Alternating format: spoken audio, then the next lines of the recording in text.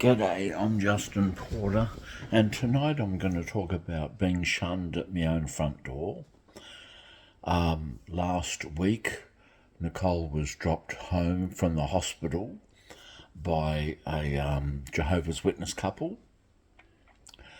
and who used to be really good friends with me, and they were going to give me a lift home from the hospital on one condition: I just zipped my lip shut on the whole 63-kilometre journey home.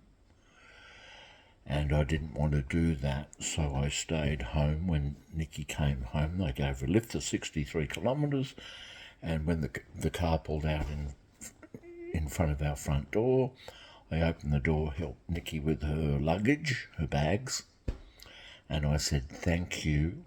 I said thank you to the couple, and they shunned me. They just shunned me.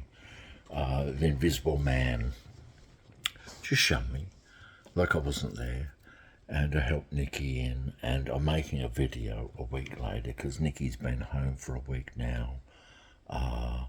She still has pulmonary arterial hypertension, but it's manageable with the right, and she's taking the right medication. It's not going to get better, but it's under control.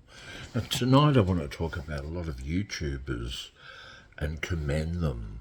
One of the YouTubers I want to really commend is Becky Over Beck. Her name is Becky Over Beck. That's the name of her YouTube channel. She recently posted a video 11 days ago about her story, how she ran a fitness gym. She ran a fitness gym, like exercise club, and she posted photos on the Instagram, and the elders didn't like what she was wearing in these training videos, because she's a fitness coach. And when her husband went to the meeting, the elders showed her husband photos of Becky Overbeck at the gym and what she was wearing. And her husband says, well, I like what she was wearing because I bought my wife those clothes for our anniversary, and I like what she's wearing. And the elders weren't happy with that. And Becky and her husband and her daughters were very unimpressed with what the elders said about what she was wearing, and decided to leave the religion. There was a marking talk at the hall, a 20-minute marking talk where they publicly shamed her because she was putting exercise and fitness in front of going out door-to-door service. But it was basically what she was wearing, and they dissociated. And she told her mother, look, I'm leaving Jehovah's Witnesses, we can't stay anymore, it's too much.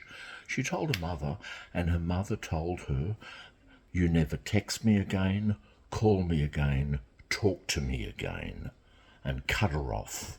And her mum and her were best friends. That's Becky Overbeck. Check out her story.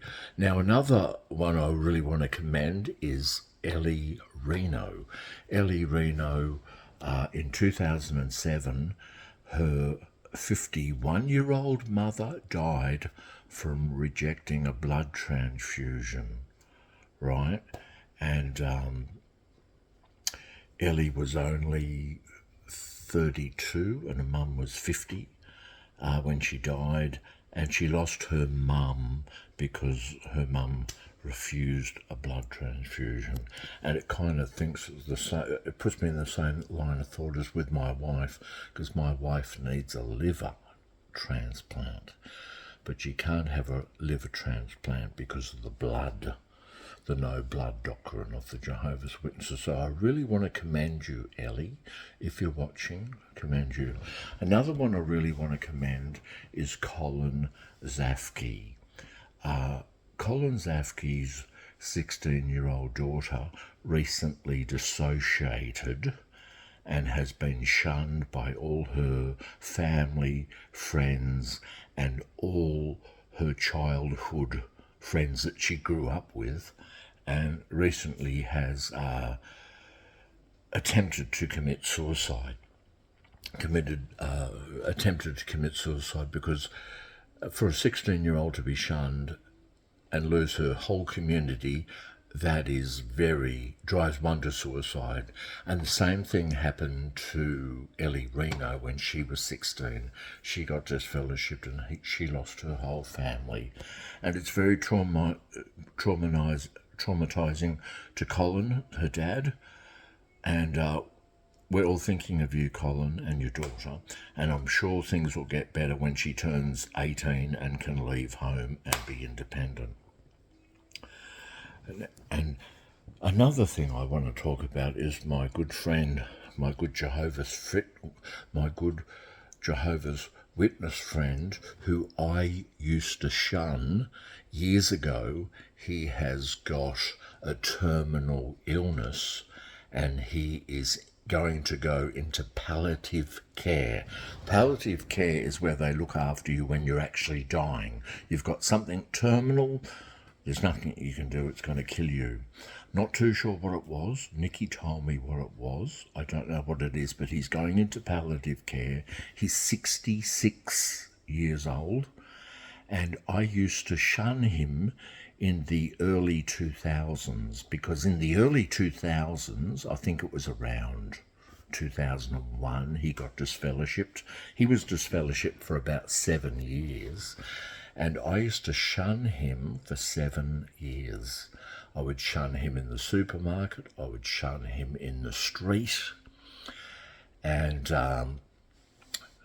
even Nikki and I went to the water park in Brisbane, the water slides, and he was there with his 13-year-old son.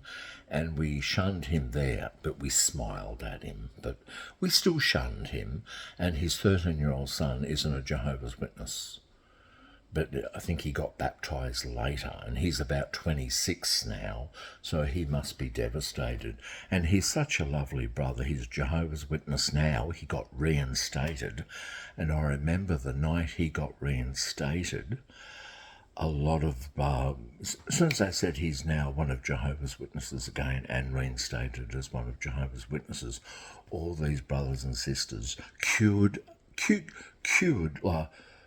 went in a queue to give him a cuddle, and he was in tears, and all the brothers and sisters were in tears too, and I came up and gave him a big handshake, and because he got reinstated, and I haven't seen him since I have been dissociated myself, but if he did see me, he would probably shun me too, because I used to shun him when he was disfellowshipped. And that's what happens. I used to hate shunning people when I was Jehovah's Witness, but I used to shun. I used to shun the disfellowshipped and the dissociated. So there's no bad feelings if you are a Jehovah's Witness watching this and have shunned me in the last 7 years since I dissociated. Don't feel bad about it, because I used to shun too. I used to do the same thing. And shunning is so cruel, so bad, and it's the reason why I make these videos, is to stop the shunning. And that's all I want to say. Thank you very much for listening, and bye then.